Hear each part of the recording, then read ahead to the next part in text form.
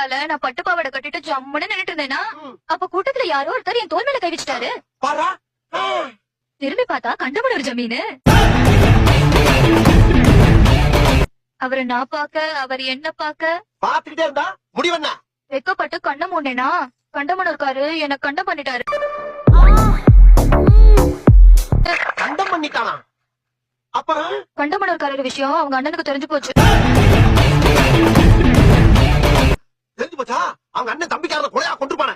அதுதான் இல்ல, தம்பி பொண்டாட்டிய தான் பொண்டாட்டி மாதிரின்னு அவர் யதார்த்தமா கேட்க நான் பதார்த்தமா விட்டு கொடுத்துட்டேன்.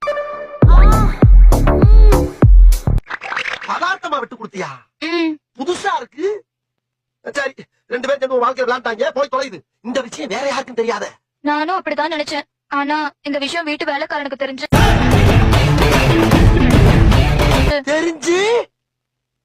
வேலைக்காரனோட முடிச்சுக்கலான்னு தோட்டத்து பக்கம் ஒதுங்கினேன். ஆனா தோட்டக்காரனும் பாத்துட்டான். அவனாலதான் என் வயித்துல புழு பூச்சி உண்டாச்சு.